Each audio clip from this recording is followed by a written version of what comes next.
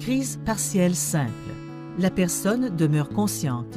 Impossibilité de contrôler complètement certaines fonctions ou certains comportements, communément appelés auras.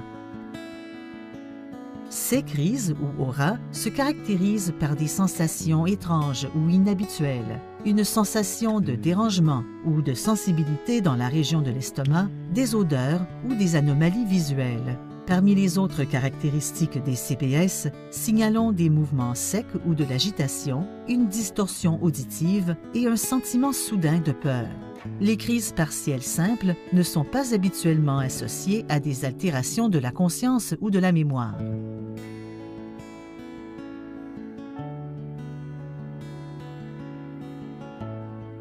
Crise partielle complexe. La personne éprouve une altération de la conscience. Impossibilité de contrôler complètement certaines fonctions ou certains comportements. Les crises partielles complexes sont souvent précédées d'une aura.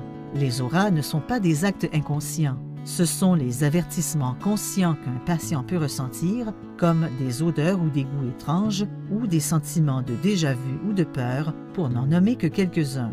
Les crises partielles complexes se caractérisent souvent par une activité motrice et sensorielle compliquée.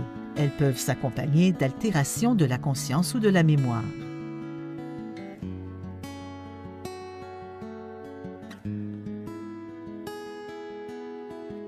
Une crise partielle, se trouvant ici dans le lobe temporal, peut se propager et devenir une crise généralisée. Une crise généralisée affecte les neurones du cerveau entier.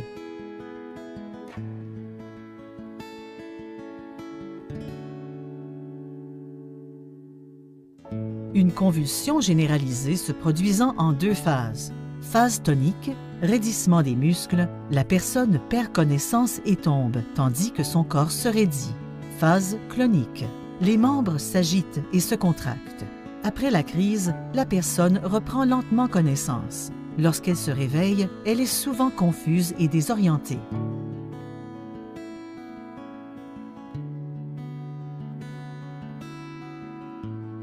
Elle se caractérise par une perte complète de la conscience. La personne peut avoir le regard vide et sembler rêvasser ou être dans un état d'hébétude. Les crises d'absence ne sont pas précédées d'un avertissement ou aura et sont suivies d'une activité normale.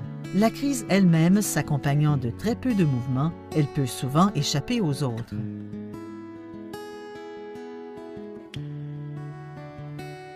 Certains types de crises peuvent endommager le cerveau, surtout si elles se prolongent ou se répètent fréquemment.